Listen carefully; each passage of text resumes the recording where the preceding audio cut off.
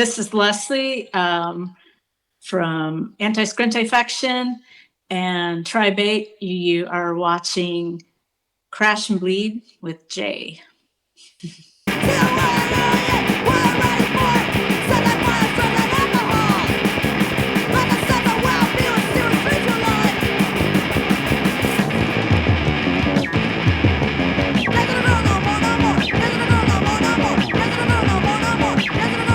And this is Zensu, who may be making some appearances. Okay. So, I don't know if you know this, but this year marks the 40th anniversary of A Sure Fuck. Wow.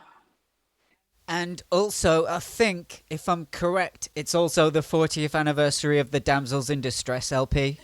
I don't think they came out the same year, but... It does. They do both say 1985. I remember the 7-inch coming out first, but it was a different label. So maybe, 40 years. Yeah. Okay. Unclean Records was the label for this one. Yeah. Yeah. Roger, he was my roommate, and that was his label. And he did the other band that you may have heard of that he put out was Rhythm Pigs' first EP. Yeah. They were a great trio. They were so good. Well, how does it feel to have a record that's 40 years old and you sit in here staring at someone who's younger from a completely different country holding it up to you?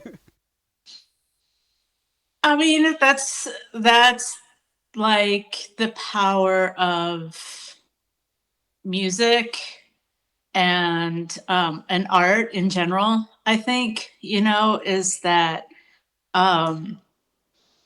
you can really reach a lot of people across time and space, for sure.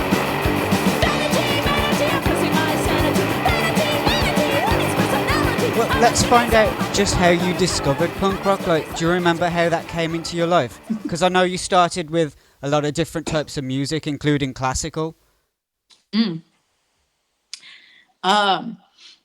think, the classical, I really got into because of Wendy Carlos. She did the soundtrack to A Clockwork Orange and did electronic versions of classical music. And she was the first transgender musician that I knew of.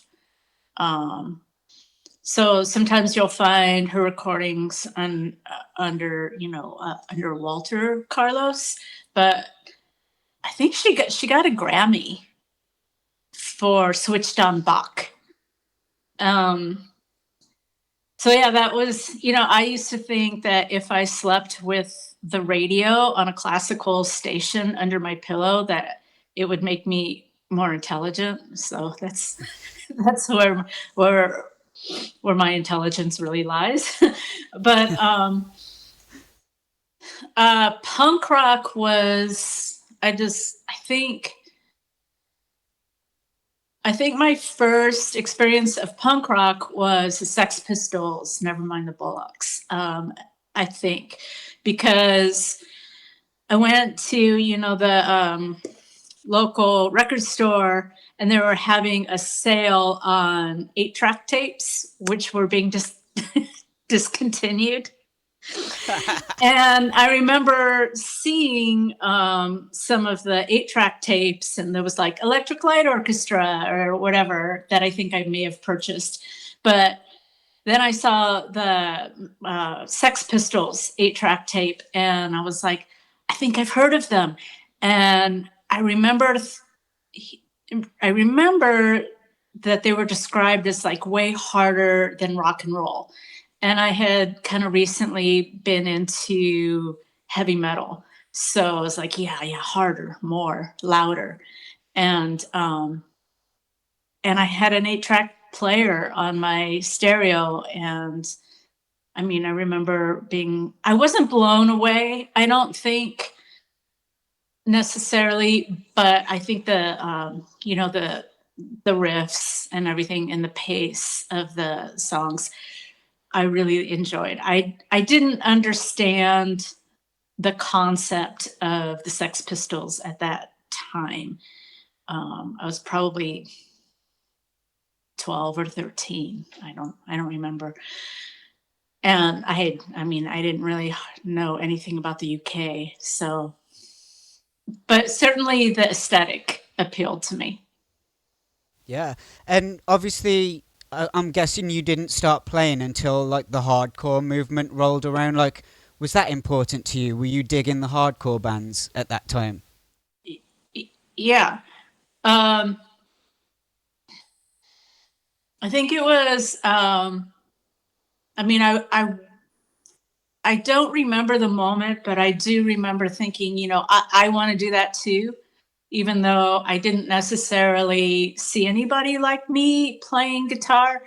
But then the Talking Heads came along, and there was Tina Weymouth, and I was like, oh, maybe I could do that, And people told me that like bass was a lot easier than guitar. So,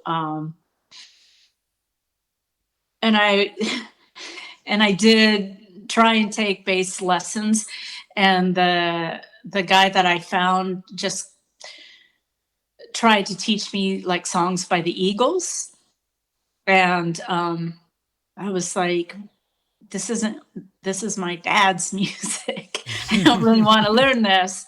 And I brought in the Talking Heads, and he showed me how to play Psycho Killers. So that was the first song that I ever learned.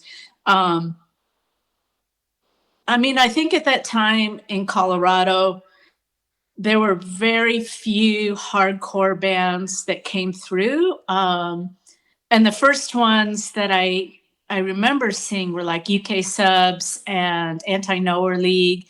Like they were British. There was a lot of new wave.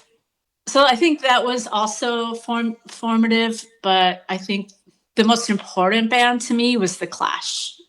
And they didn't play in Colorado until they had a huge hit, which was Should I Stare, Should I Go? And they played Red Rocks, and that was the only time I ever saw them. But it was, it was a core memory for sure. And I don't know. Does that even answer the question? I think I lost the thread of the question. That'll happen a lot, just so you know.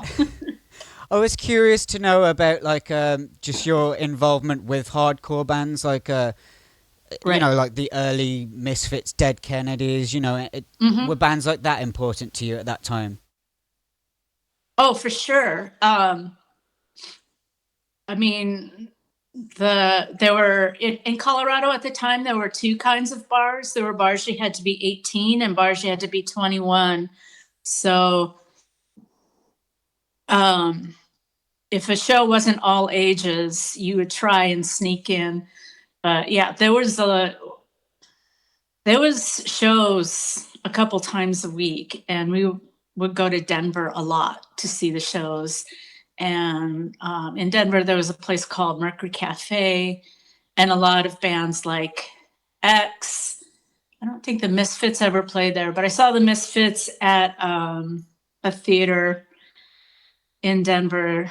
And in Boulder, a lot of the shows were in kind of really random places. We didn't have clubs as much in Boulder, but a few. There were a few places that had punk bands, but a lot of times they were produced by local, kids. So those would be the all ages shows, and there was a lot of hardcore bands that came through at that time. The Dead Kennedy Jello is actually from my hometown. And Oh, went I to didn't this. know that. Yeah, yeah, he went to the same high school that I did, but he's a couple years older. And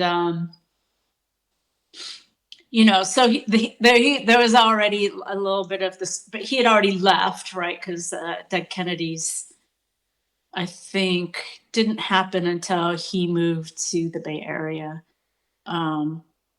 And definitely got to see them. So yeah, there was bands constantly. A lot of the bands that were a little bit really influential, I think there was some crossover bands like Corrosion of Conformity, and kind of had, or even Motorhead, where it was like had a crossover of metal and punk. So that was, I guess it's sort of, I mean, I'm not a professor of punk rock, but I think that's sort of where hardcore was this a little bit more of an American thing, of that crossover with heavy metal. Yeah. Were you considering ASF a hardcore band when you started? Yeah. Yeah. Yeah. And I was curious because in the insert to this record, you listed a few Colorado bands. I'd never heard of any of the Colorado bands that you'd listed in here. Like, Yeah, they did. A lot of them didn't last very long. Oh God, I haven't really thought of these things. I mean, I remember some of them because of their names, and people were like, "You went and saw a band called Child Abuse?" And I was like, "Yeah, that's a totally normal band's name." Um, oh man, Happy World. They ended up moving to the Bay Area. I don't know what happened to them. Um, I would have to like do a deep dive in my record collection. well, let's just see if anything rings a bell here. We've got Acid Pigs, Yeah, Acid Ranch. yeah. We got a Dead Silence. That sounds familiar. Dead Silence. Kevin O'Day was my roommate for quite a while. I don't know what happened to him, but we kind of had a little bit of a rivalry for a little bit. Well, they We made it both, into the insert. yeah. Let's see. Lost Cause, Horror Show, Uberfall. Any of these bands still going? Oh no, Oh, okay. no. ASF. One of us isn't old enough to drive, two of us aren't old enough to vote, none of us aren't old enough to drink, and three of us don't have pubes. So let's just get into the formation of this band. Are there any stories that you can remember of meeting these band members for the first time? Tracy and I were hanging out. We went to shows together. We drank at the same parties. And then we were just like, we should go see some real bands. We should go to San Francisco. And we literally put together a backpack and went out on the street and stuck out our thumbs and hitchhiked to San Francisco and saw loads of bands out here, and slept in the squats that the punks had taken over, and slept on the beach and in parks and stuff, and just saw bands constantly. And then ended up getting a ride back to Colorado with this guy who drove straight through. It's a 24-hour drive, and he just kept taking drugs to stay awake. And at one point, we hit an animal on the road, and it was very devastating. But we were also like very tired. And then I had been in a band called Damaged Goods when I was a teenager. I think it was my first band that I was ever in, with a couple of brother and sister. Jeanette and Eric. And so I had a little bit of experience like being in a band and playing bass. And so Tracy and I, we were just like, yeah, we got inspired. And so we started a band. And Damaged Goods was named after the Gang of Four song. Oh, okay. Yeah. They were also a really big influence. And there's no recordings of Damaged Goods anywhere? No demos, nothing? I don't think so, no. Okay. No. Yeah. We were together for a while. We played shows. I mean, I did purchase a 4-track and tried to learn how to do that. And it just got a bit derailed. I often wish that I had stuck with it because it was fun. But now thinking about it, I mean, like the whole technology of recording is so completely different that I don't even know how, yeah. It's a whole other thing. But yeah, no recordings that I know of Damaged Goods. But yeah, Tracy and I, we started playing, and Eric from Damaged Goods played with us. But then we got Kathy Parker and Sarah, and I think it was just, from going to see bands. And I mean, I was the oldest person in the band. I think I was like 18 or 19 when we started. And, I had my own apartment. I mean, I had roommates. Roger was one of those roommates for a while. And so because I had my own place, like, people would come over, and that's where like we would drink or, listen to music or whatever. So I don't really have good stories about meeting them because I don't remember like the actual moment. It's all quite a bit of a blur. Yeah. Well, I just thought it'd be like the decent thing to do, like to give each member a little bit of love. I don't know how many of those people are still alive. Maybe all of them. Yeah. Maybe they might watch this, but Yeah. I think I need to turn a light on because it's getting dark here. It's really dark. Yeah. Okay, let me turn a light on. So, is this the first ever Queercore record? I don't know. It's that thing of like, I don't know if that's the first. I feel like when it came out, it was actually an issue with Tracy and I, because she didn't want to be out. We were girlfriends for years, and she did not want people to know. And I was just like, everybody knows. But she didn't want to be public. And I did. And I mean, clearly there were people before us who, nobody, like it just wasn't safe at all. But if you listen to those old blues singers, they were very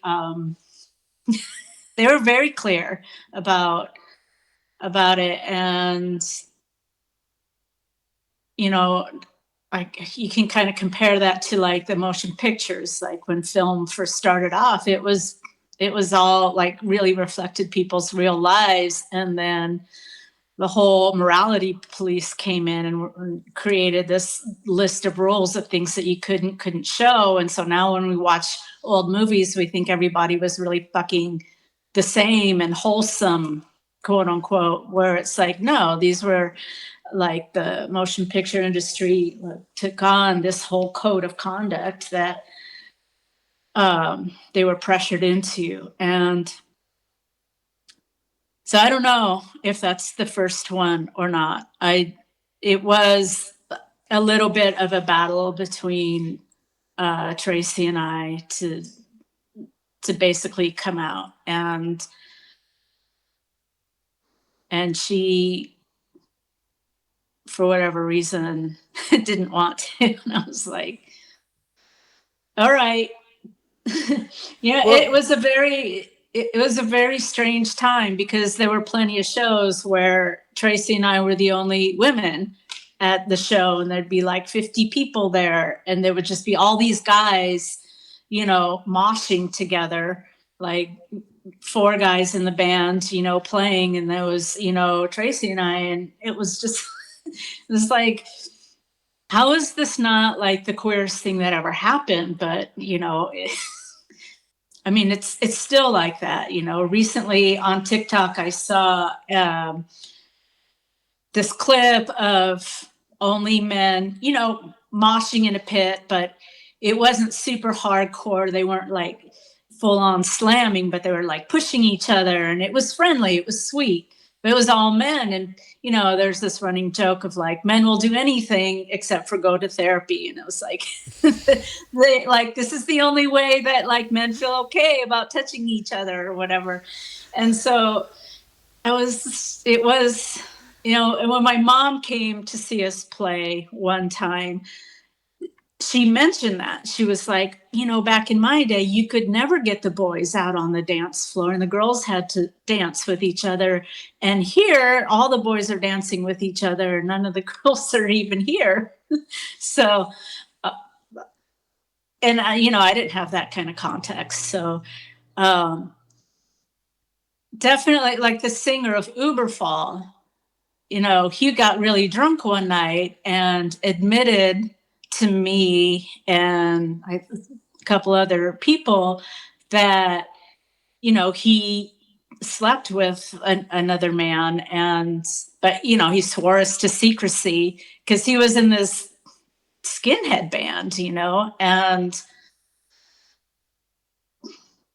it was a common thing, to have these like super macho guys that had this image of being, it's not unlike today, now they call themselves like alphas or whatever, or high value. And, and then on the DL, they're like,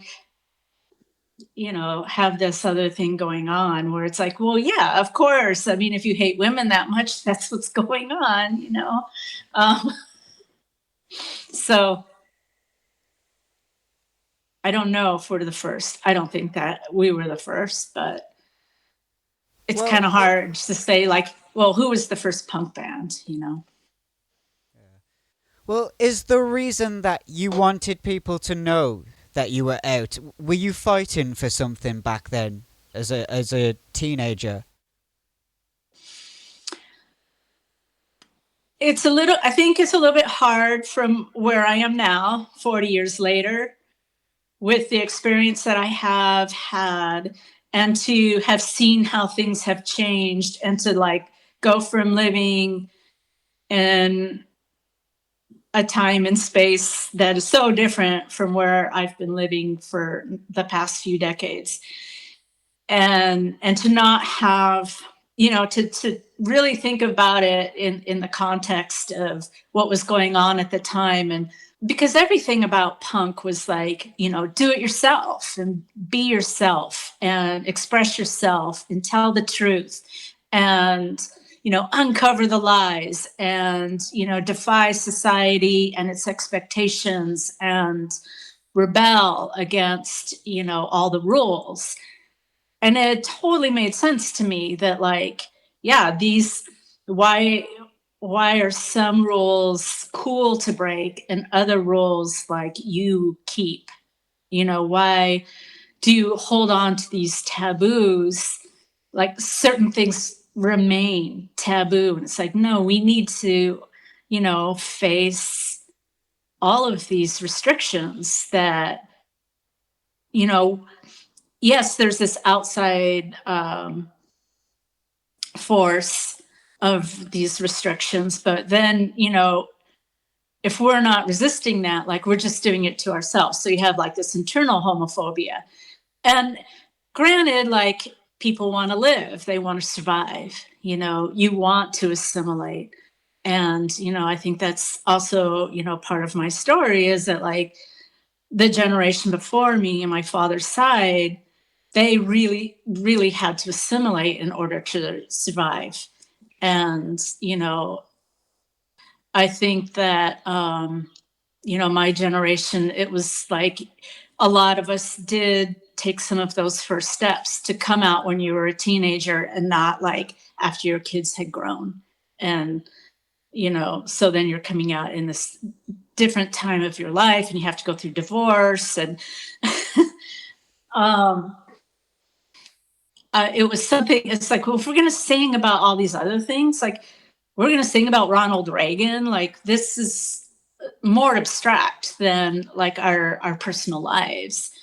But yeah, I mean, I think already it was enough for like Tracy to defy her mom and to the extent that she did, like, yeah. So she's still around. She's been living in Florida for a long time. Kathy Parker is still in Colorado. She is married and she had a kid. And Well, then let's get an idea of who Kathy was at that time. Oh, Kathy was a guitar player. She was like the intellectual of the band. Oh, okay. I think she ended up going to college, university. So, yeah. Oh, well. And yeah. Okay, so we've got Eric. Is Eric still around? I don't know. I should probably find out. I know Eric went to university. I think he was studying like economics or something. And I was like, okay, this is a phase for you. I mean, that was just my, my assumption. So I haven't seen Eric or Jeanette in a very long time since then. Yeah. Well, was that a big deal for you guys at the time to have a guy in the band? Were you trying to make it all girls? I think that's a lot of times bands happen because that's who shows up to practice. Because you can have a group of people and it's like, God, we took this group photo. That's our album cover. We should have the band, blah, blah, blah. And it's like, you love your pals. But it's like, I mean, showing up to band practice regularly is a whole other thing. Like, and you hear like jazz bands or, bands from way back that are like, wow, you were the first like racially integrated band. And they're like, this is who showed up to practice, like we could have had like this band that looked a certain way that people expected, but this is who was committed, or this, like, yeah, there are loads of people who love the idea of being a musician or being in a band or having a band, but when it comes to like you're willing to go to practice every night after you work all day, like most people aren't. It's not glamorous to show up and have to deal with 3 or 4 other people. Well, let's just get super nerdy here because we've got 2 drummers on this on a show of folk. We got Sarah Bibb also on drums. What happened there? Is that exactly what you're saying? Someone dropped out and the other one took over? Yeah. Yeah. I mean, I think it was a kind of thing where when we started, I was like, oh, I know a drummer, and Eric sat in for us. But I think, it wasn't necessarily like, we didn't have the communication skills to be like, okay, this is what we're doing, and then this is what it's going to look like. It was just like, oh, I've played with you before, so, could you do this? And then we started playing with somebody else, and, and my roommate was like, I'm going to start a record label. I'm going to do this thing. And so, yeah. That was Unclean Records? Yeah. Oh, okay. So who was Sarah Bibb as a person? Like, was she like in with the gang? Was she super punk rock? Where is she now? Um, Sarah Bibb was like 14 when she started Oh, playing with us, right? So she was like, I don't even know how she ended up like running with us, but I remember her talking about like um, her mom taking her to get like birth control and like being that kind of a parent, where it's like being realistic of like, yeah, my 14-year-old kid is probably going to start having sex. Like, I'm not going to just say, oh, you cannot do this until you get married, because that's not going to like, and I found that was one of the first things that I found really fascinating about Sarah Bibb was like, whoa, like your parents are actually like people that you had talked to. um, and so yeah, and they were also like cool with her playing drums, and she wanted to do that, and so she started playing with us. Yeah, she was a quite the youngster, and she is living in Portland, and I think she's married to Donna Dresch now. oh, okay. Do you stay in touch? I've been very bad. She reached out to me when I got really sick about 10 years ago and was very sweet to me. But at that time, I was completely overwhelmed because a lot of people were reaching out to me that I hadn't heard from in decades. Um, but yeah. So now, I mean, now after this, I'm like, I got to reach out to these folks. I mean, it is kind of this, the punk scene in Colorado really kind of turned on us in a way where it was just like, I'm done. I'm done with this life. And I'm moving away where, I can be, there's a lot more possibility for me, to play music and to,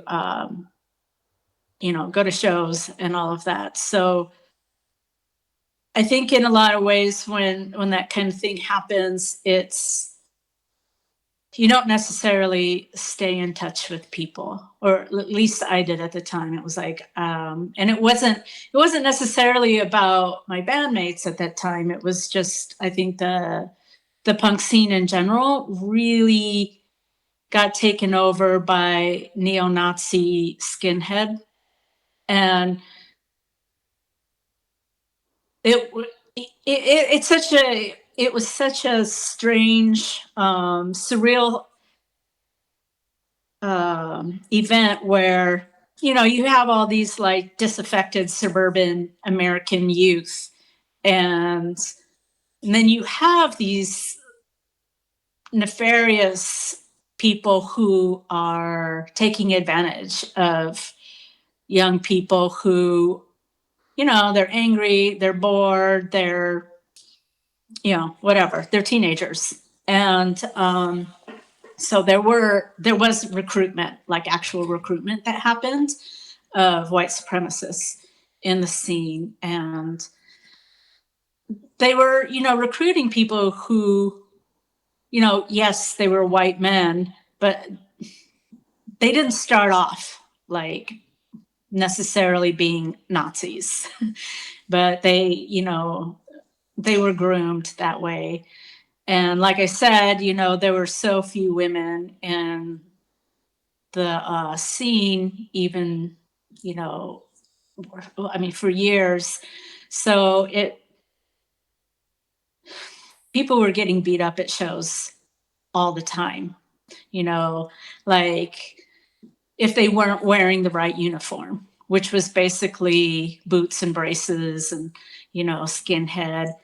And, had nothing to do with like British working class. It was all this neo-Nazi, like fake culture thing, which ended up becoming more and more real.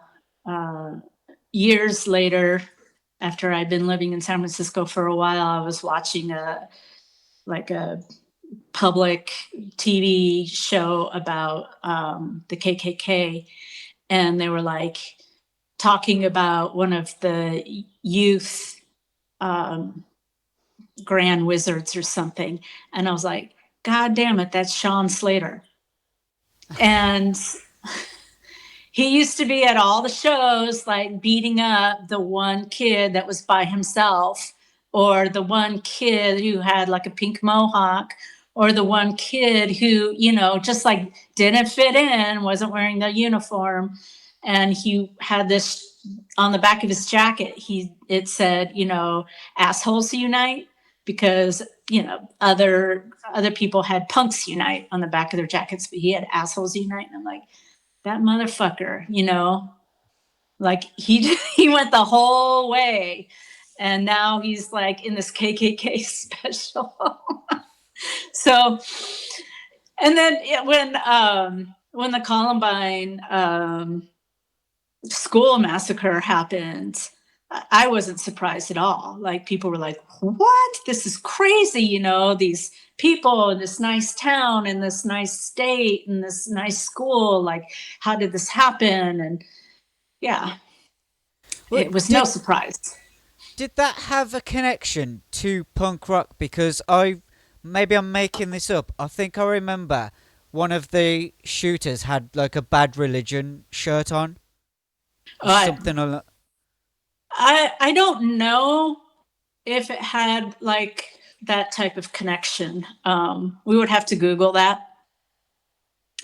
I know that it happened on my birthday, which is April 20th, which is also Hitler's birthday. Oh, damn. Yeah. And and this is probably completely unrelated, but it's also the anniversary of the Ludlow massacre, which happened, I think, in the 1930s. But it was the coal miners went on strike in Colorado, and the Rockefellers owned the coal mine, and they called in the National Guard, and the National Guard ended up shooting and killing about a dozen of the coal miners, but they killed more of their wives than they did the actual coal miners.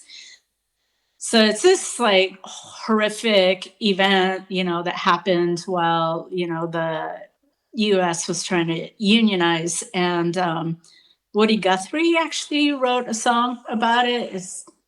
Can't remember the name of it. It was quite popular, but that's like, I'm learning now, of like putting musical in context of like the whole broad history of music. And, there's a little bit of a resurgence, I think, right now of folk music, but yeah. So Colorado has this like history of terrible things happening on my birthday. But now in California, 420 is like, Cannabis Day. So now it has a little bit better correlation. So things have gotten a little bit more relaxed, but back to when things were not so relaxed. I did want to get into the recording of this, but firstly, did you draw this? This is your artwork, isn't it? So talk us through this. Like, what was going on at this time for you? Why did you draw this? Why the EP title?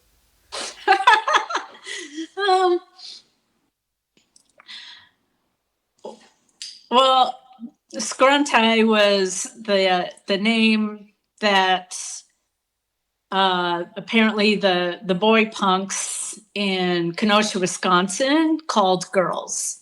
And it was just this idea of like how girls weren't really punk enough. And they were just groupies.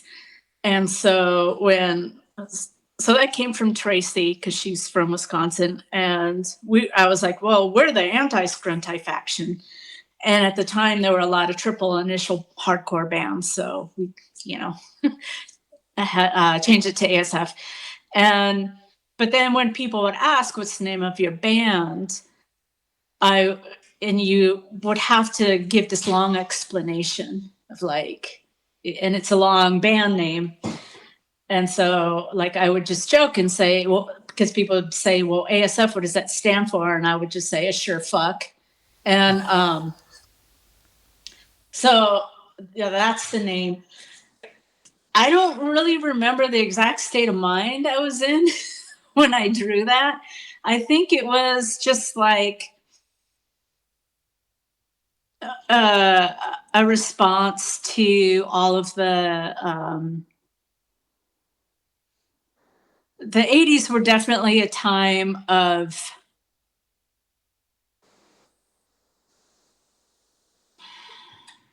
trying to throw off censorship, but instead of like doing something that was truly radical, it was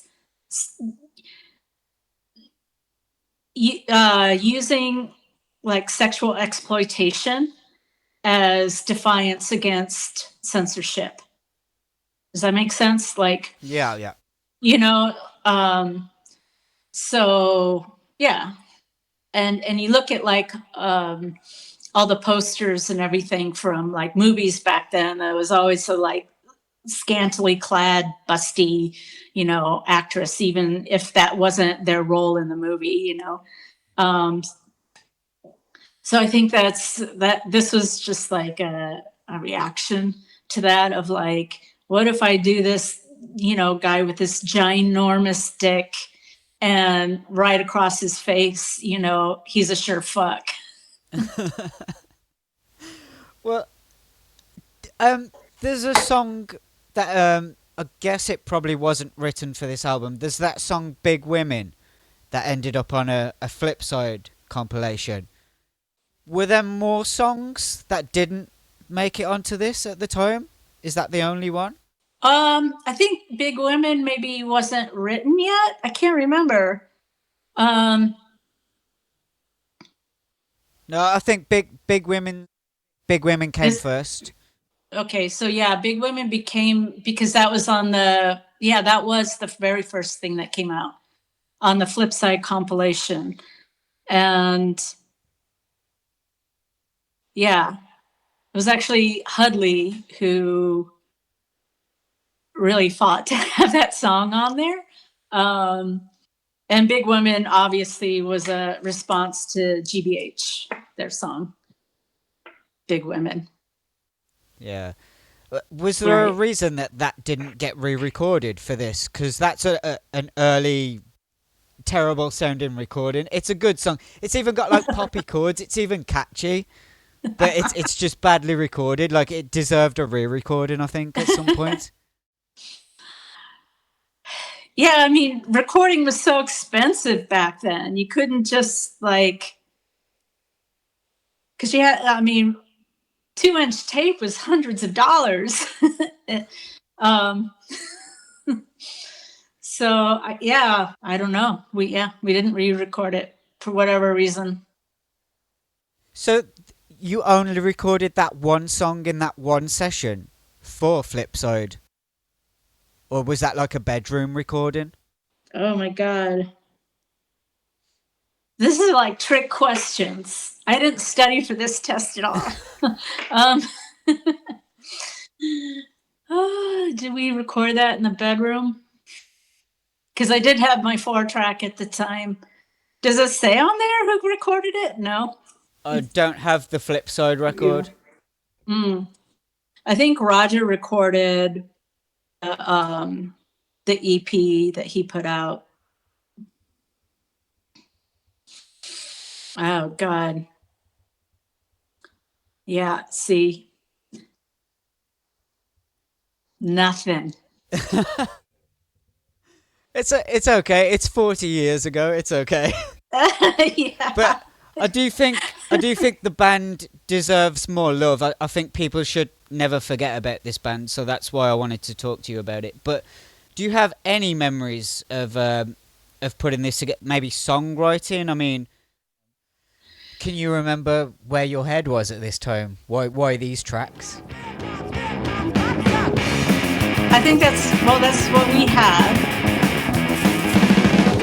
I don't think that there was an incredible amount of like deep thought that went into a lot of punk rock. Well, I mean, Slave to My Estrogen, I mean, that's a pretty big deal. I mean, you guys obviously felt it was necessary to bring it back for the LP, and then again later on with Tribe 8, like a reworking of it. So Yeah. where did that one come from? Gonna take a shower and I'm gonna do my hair. Gonna put on makeup so all the boys will stare. It came a lot from frustration, you know, about the expectations I felt that were being put on me, and how people assumed that like women were just like somehow controlled by their hormones or some sort of like female programming or something that were gonna make them want certain things. And I was just always like, you know, this isn't what I want. You know, I didn't want those things for myself. I didn't have this idea that like I was going to have a conventional life. And I think there's a lot more opportunity for boys to have a sense of adventure and to be like, I'm going to be an astronaut or whatever, you know, I'm going to have an unconventional life. And there's so much less of that for girls. And maybe, you know, 40 years later, people want to go back to that type of thinking. But now we do have women astronauts. And now there is a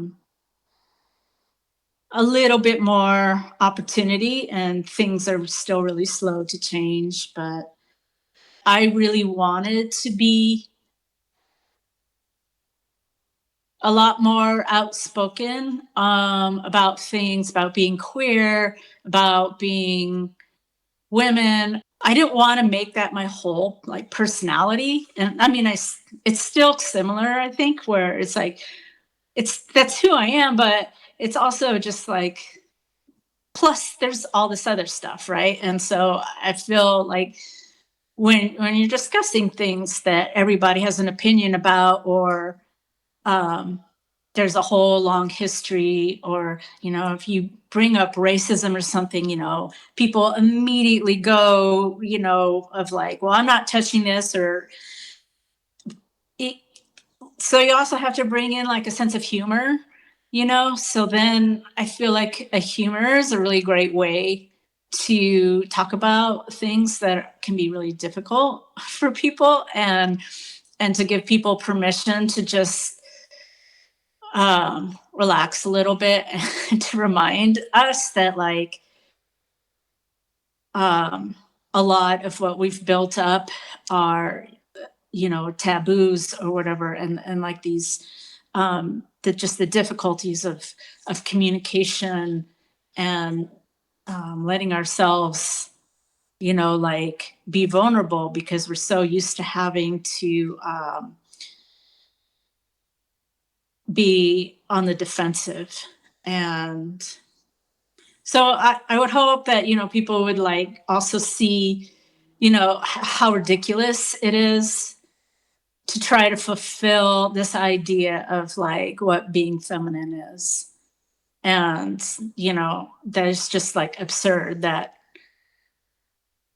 you're stripping away somebody's humanity because you're putting these pressures on them to confine to something.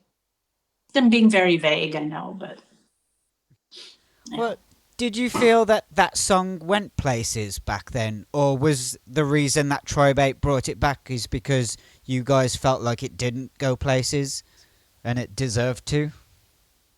I think with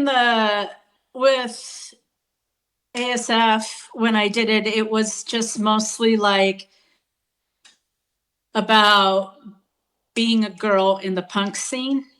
And I think that with Tribate, the context really changed. And the context was more about misogyny in like within like lesbian culture, where there was, and there's so many people who have studied this and written about this that are way smarter than me, that have said it a lot better, but just carrying over a lot of the internalized misogyny from like the general population into like the queer community, where we're still being misogynist. We're still seeing these feminine traits or femininity as being something used to put people down. And it's different for like queer women to have those feelings, where it's like, we've been told this whole time to wear pink, but I refuse to do that because I don't want to be confined to being feminine or whatever. Like in the general broad description, it's like about women being confined to a certain expectations, and how like you have to be that way. And then if you're going to be like a butch dyke or somebody who's masked, like you want to reject those parts of you because you want to be more authentic. And so it gets really convoluted of like, we're still like ostracizing people who are feminine, and we're seeing gender roles as being very binary, and that like it doesn't matter what your gender is, you can be on like, there's not a spectrum of like masculine and feminine. For me, it's like, well, there's the masculine spectrum and you can slide back and forth on that, and then the feminine spectrum, and you can like explore all different ends of that, and you might feel different the next day, you know. And you know, it can take a while to get to this place of like, all of this is me, and all of this is like, you know, just part of being human. But there was definitely a lot of misogyny, I think, at the time, that I was like, I need to bring this song back because I'm seeing misogyny within this much smaller subculture, where, you know, women who, now it's like women who really are androgynous or masculine are being praised, and women who are being feminine are, you know, being ostracized and seeing, are being cast into this role of like, well, you're part of the status quo. You're, you represent like, you know, something that I can't accept in myself, you know, or I am dissociated from, you know. Because we associate like things like vulnerability with feminine. And, you know, I think a lot of times in our culture, like we see vulnerability as being weak, or vulnerability is just like, you're going to be, you know, crushed or destroyed or something. So we like don't want to explore that side of ourselves.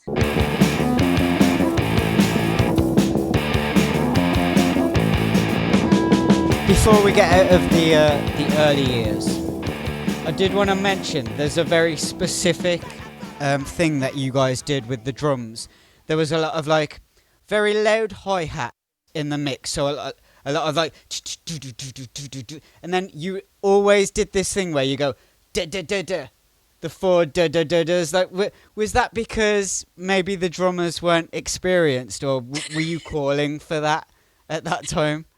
We were all very inexperienced. It's just something that you do. It's just like, okay, now we're going to change. 1, 2, 3, 4. Yeah. I mean, I'm working with some folks now, and it's like, we're totally doing that, where somebody goes, duh, duh, duh, duh. It's like, here's the transition. Well, okay, so do you have any influential people that were playing bass that inspired you? Anyone that you maybe stole little riffs from? Tina Weymouth. Um, I mean, and I think at the time people were really pointing to like Flea and like all these people who were supposedly masters. And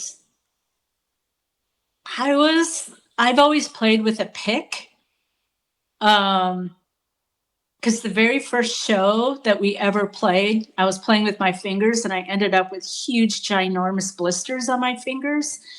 And now I just I play with a pick, all down strokes. So it's just like this hammering. And Is that maybe a Ramones influence there, the downstroke? yeah, maybe. Yeah. Went to see the Ramones a lot. And it was almost an osmosis thing of just like going to a lot of shows and seeing the style that people were playing, which was definitely kind of this chainsaw, like, I guess just power tools, just like hammering away at your instrument. And then also needing to like wear it low on my body so I wasn't doing this. I was like, using the bigger muscles of the upper arm, to be able to strum. But a lot of bass players still played with their fingers. But yeah, even to this day, I'm still playing with a pick. Yeah. I just got to mention Daddy's Little Girl. That was my favourite song off this record. That's the fast one. That's got the most complex beat because it's got the sort of do do do do, and then it goes to the standard hardcore drumming. Like, who was drumming that one? Do you remember? Oh God. These are all things that I haven't even thought of since it happened.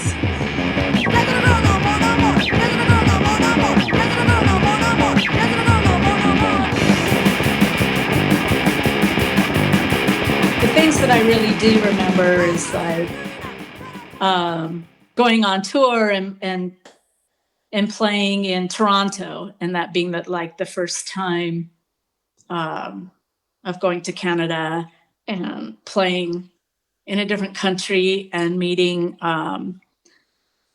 GB Jones and Bruce LaBruce and yeah. I wouldn't have imagined that you even went on tour with this band. So you went to Canada. Did you go any other countries or just Canada? Just Canada and then around the US a little bit. I mean, the tours were not extensive. We just went places where we knew people that could put the show on for us. Oh, come on. Okay. Yeah. All right. Yeah, so just before we get out of these early years then, thinking back then, like, was there an iconic punk rocker that you could point to, somebody that embodied everything about what punk rock should be and just executed it perfectly for you? We used to say kill your idols, so I felt okay, with that, with like, wow, this guy's so great. Why is he hitting on my friend's little sister? God. This is so terrible, now thinking back. I think I went and saw the Plasmatics a couple times. I wouldn't say that like I wanted to emulate Wendy O, but there was something about her where she was the only person doing what she was doing that I had seen. And it was kind of also like horrific to me. I was young. And the stuff that she did was so pushing against my own fears and my idea of like what was possible or what was taboo, that I had, like, I would go see her again when the Plasmatics were in town. But I think it was also really difficult for her what she was doing, and she got so much hate. I really liked The Clash in that they explored a lot of their different kinds of music at that time. I really hesitate to say that there was like one person that could embody that. The most iconic, you know.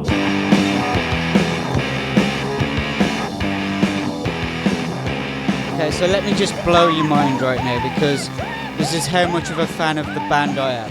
I've got this record, the Damsels in Distress, twice. And I don't know why I have it twice. It's just that important to me, I guess. I just bought it twice. Okay. Well, don't buy a third one. Are there any memories you have of recording the LP?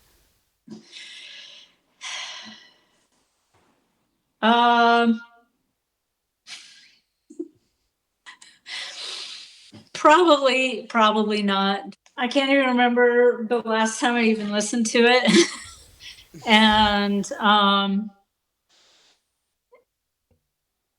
yeah, you know, it's funny because right now Silas Flipper from Tribate is cleaning out their well, I think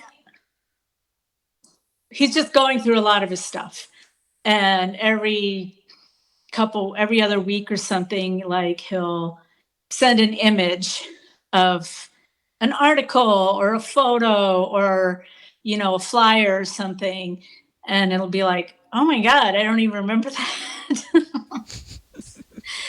And but it's funny, like 2 days ago he sent this article, this write-up by a guy who we hadn't played the show yet. It was like a promote, like an article, just like, yeah, they're coming to town. But some guy who clearly like kind of understood where we were coming from and had a good sense of humor. And then at the end of the article, he just said, "Dry baits in town, black eyes for everyone." And I just thought that was so hilarious. And I'm like, I think there's a certain amount of just whirlwind that goes on when you're in the midst of it all. And I unfortunately am not a good resource for, like, you know, and then when we were recording this one song, we broke a string, but you can't really tell because I'm just like, oh, I don't know. That's okay. Did that happen? I don't. Where's mine? I don't even know where mine is. It's okay. Really, I'm like, I wasn't even on drugs. I don't know what my problem is. I think that I'm just so dissociated from like how intense everything is for me, like all that, and it still is, you know. But trying to remember, I'm like, where did we record that? In LA? Did we record that in Colorado? How can I not have any memories of that album? The thing that I remember is getting GB Jones to write out the liner notes, draw them by hand. And so she did that, and I worked a long time on the cover, and I drew each color separately on a piece of transparent plastic. So they didn't have to do color separation, because that was really the most expensive thing at the time, to do color separation. Because I talked to Hudley. I told Hudley that I wanted a full color cover. And she was like, well, color separation is really expensive. And I was like, I'm going to draw each color separately.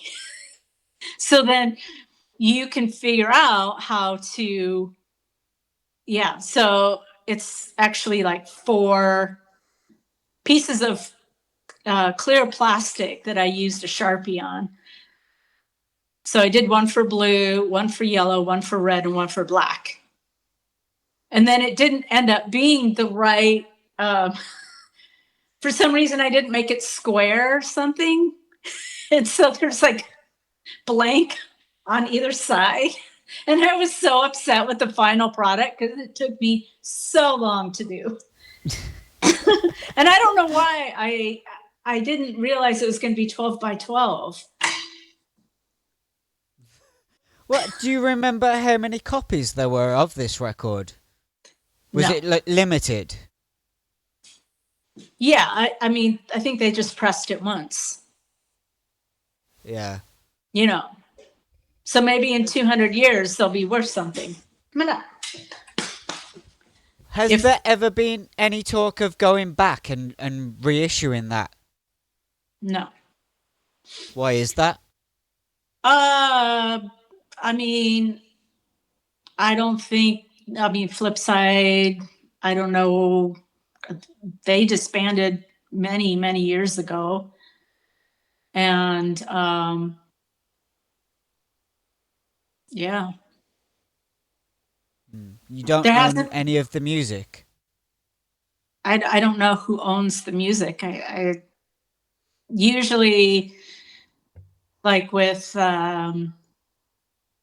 Alternative Tentacles, they owned the tapes for a long time, and we went back and forth with them for a while about it. But, you know, at some point it's not anything that I've thought about, especially with ASF, like reissuing that. You know, I certainly don't have people coming up and being like, oh, I can't find, you know, this obscure band that you were in. Like, I think you should reissue it, you know? So I think there needs to be interest, and yeah.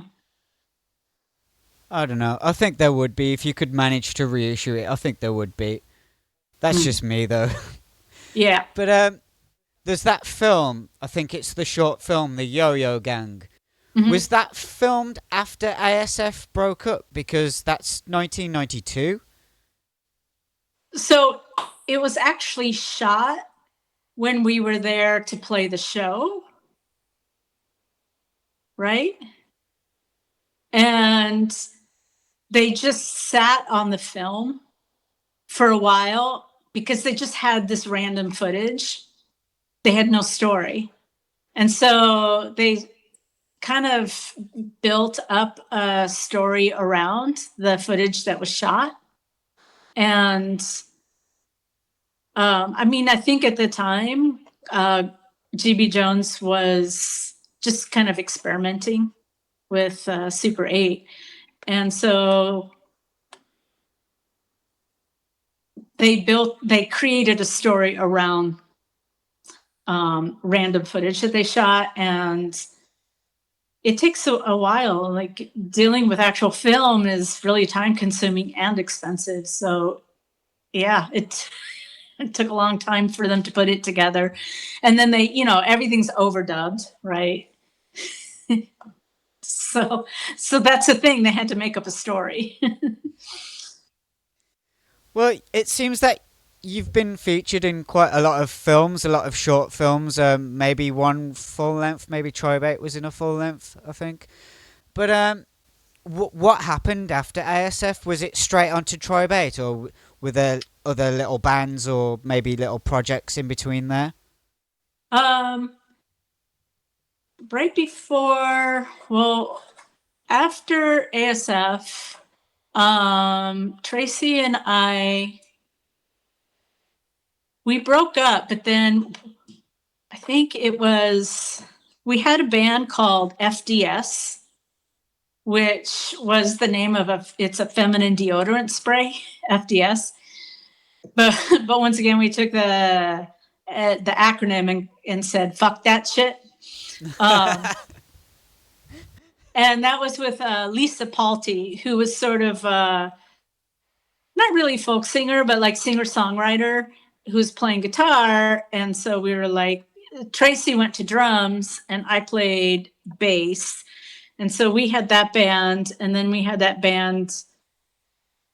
We all moved to San Francisco, but separately. And I think we may have played like just a couple shows. And then after that, I didn't play anything for a while. I knew Donna, but Donna was like, you know, like on a different level, like playing with Dinosaur Jr. or whatever. And I met Maria Jones, who now uses the name Max Macozy. And they were in, oh my God. But now I feel bad because Max is the type of person that might actually watch this. And I have their t-shirts and records, but obviously I don't know where anything is. You probably know the name of Maria Jones's old band. They're from DC. They'll come to me maybe tomorrow morning when I wake up. But so yeah, they were really, really good. Very just excellent drummer. So there are all these people who were, you know, like real musicians, and you know, so during that time, I think I was just trying to get my footing in San Francisco. You know, I moved and I didn't really know too many people, and I was trying to find a place to live for a long time, trying to find a place to work, and yeah. And then I went to this party and I saw Lenny and Flipper and Kat playing, and they were really terrible. And they were like, we need a bass player. And I was like, everybody's either really good or just starting out, and I don't know. And somebody volunteered me. But then I was like, you know, I've always wanted to play guitar. And since you're all starting out, I'm going to play guitar. And if we get one other person in the band, our practice space will cost less because there'll be 5 people paying for it. So, yeah, there wasn't, I think between those two bands, I don't think I had any other music projects. Yeah. That would have been maybe 1991, 92? I think it was 91, yeah. Yeah. Was there a specific reason for breaking up ASF, or was it just the move? Well, Tracy and I broke up. That was the main thing. Ever since we hitchhiked to San Francisco together, I was like, we should move there. We could see great bands every night, you know, and she didn't want to. Think it's too much for her. And then I did it. And then soon after she moved, and I was like, okay.